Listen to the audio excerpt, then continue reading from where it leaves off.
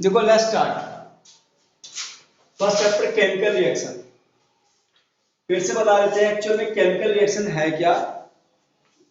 कभी भी दो रिएक्टेंट जब रिएक्ट करेंगे एक्चुअल में, जैसे हमने बताया था कि कोई वुड है, लकड़ी है, उसको हमने बर्न कराया।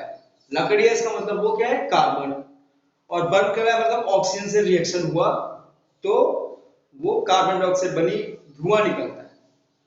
तो एक्चुअल में जो होता है उसको बोलते हैं केमिकल रिएक्शन। अब उसी केमिकल रिएक्शन को हम एक सिंबल की फॉर्म में लिखते हैं कि कार्बन को डिनोट किस वर्ड से करते हैं। कार्बन को डिनोट करते हैं सी से। जिस ऑक्सीजन गैस की रिएक्शन हमने कराई उसको किससे डिनोट करते हैं, O2 से। और दोनों ने रिएक्शन किया और बना कार्बन डाइऑक्साइड।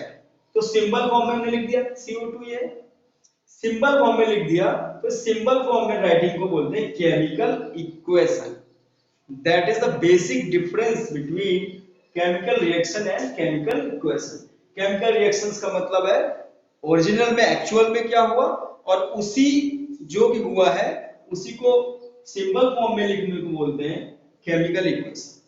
ठीक है, तो कुछ टाइप्स हैं केमिकल रिएक्शंस के, बहुत सारे, तो उसमें से एक एक कर हम पढ़ते हैं।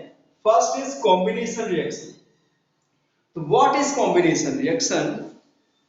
When the two reactants combine to form a single new product, the reaction is known as combination reaction.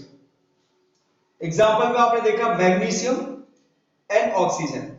Magnesium और ऑक्सीजन रिएक्टेंट हो गए, ये कंबाइंड हो गए to form a single new product. अभी मैग्नीशियम मैग्नीशियम और ऑक्सीजन ने मिलके magnesium oxide as a product form किया, तो इस रिएक्शन को हम बोलेंगे कॉम्बिनेशन रिएक्शन। कॉम्बिनेशन रिएक्शन इसको इसलिए कहते हैं क्योंकि ये दोनों मैग्नीशियम ऑक्साइड कंबाइन होके एक मैग्नीशियम ऑक्साइड नाम का एक प्रोडक्ट दूसरा बनाए। Is it clear? अब हम आते हैं दूसरे टाइप की equation, decomposition. Decomposition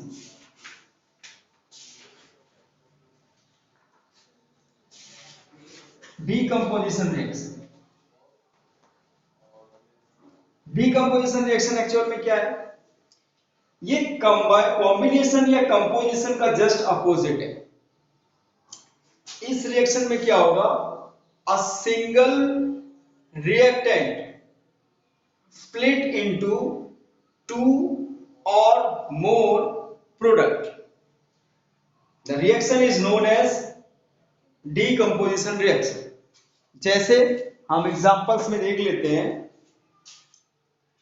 decomposition reactions में एग्जांपल देख लेते हैं। सपोज इसमें जो आपका लिखा हुआ है वो है कैल्शियम कार्बोनेट। बहुत सारे सिंपल सिंपल सी इक्वेशन हम लेते हैं आपको समझाने के लिए, बाकी डिटेल करेंगे जब हम लोग मिलेंगे। ठीक है, कैल्शियम कार्बोनेट है,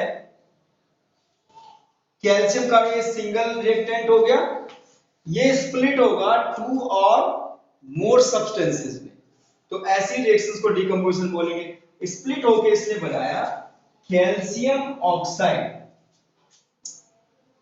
प्लस CO2, कार्बन डाइऑक्साइड बनाया और कैल्शियम ऑक्साइड बनाया। तो देखो ऐसी रिएक्शन को हम बोलेंगे decomposition reactions. When a single reactant split into two or more product, the reaction is known as decomposition reaction. ठीक है, इज इट क्लियर? देखो दो ही रिएक्शन हम पढ़ेंगे। अब इससे पहले कुछ और चीजें हैं। एक क्वेश्चन है, how can we make chemical equation more effective, more informative? हम ऐसा क्या कर सकते हैं कि केमिकल इक्वेशन ज्यादा नॉलेज गिविंग हो, ज्यादा आपको चीजों के बारे में पता चले? क्या हम ऐसा कर सकते हैं?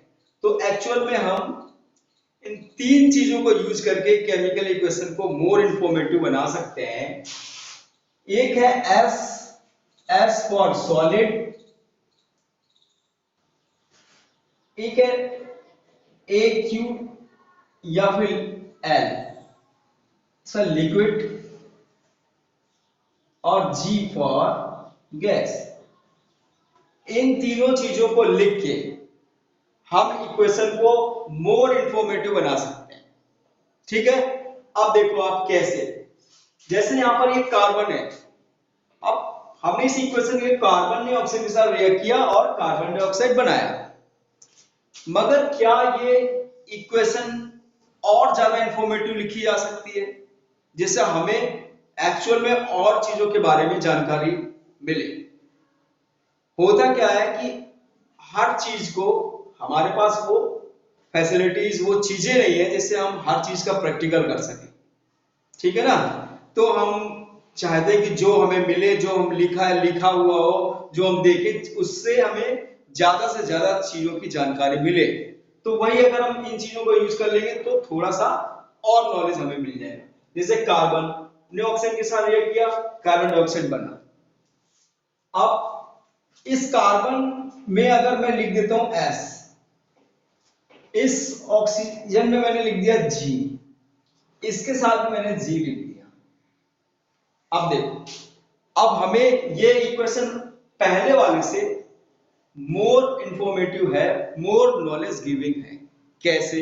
अब हमें इस इक्वेशन से ये पता चल रहा है कि carbon as a solid use किया गया है। कार्बन का जो स्टेट है, जो हमने लिया हुआ है अपने प्रैक्टिकल के लिए, वो है सॉलिड।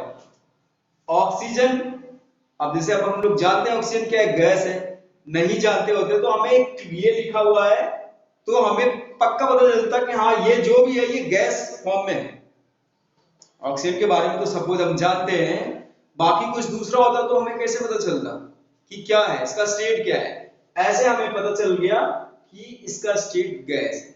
और जो ये बना है CO2, अब अगर यहाँ पर G लिखा हुआ है तो हमें ये क्लियर है कि कार्बन डाइऑक्साइड जो बना है वो गैस फॉर्म में है, गैस बन के ये उड़ा है। अब सपोज ये नहीं लिखा होता तो अब हमें ये क्लियर नहीं हो रहा था कि एक्चुअल CO2 बना है। अब क्या है, ये सॉलिड है, लिक्विड है, गैस है, लिक्विड भी होता है, गैस, तो पता नहीं चलेगा एक्चुअल में क्या है ना? तो अगर मैं इन चीजों को यूज कर लेता हूं तो फिर जो इक्वेशन होती है वो मोर इंफॉर्मेटिव हो जाती है, हमें ज्यादा जानकारी मिल जाती है उस इक्वेशन के बारे में। एक क्वेश्चन आता है एग्जाम में, how can we make the chemical equation more informative? तो इसका सिंपल सा आंसर है कि by using these symbols we can make the chemical equation more informative. ऐसा यूज करके बना सकते हैं। Is it clear?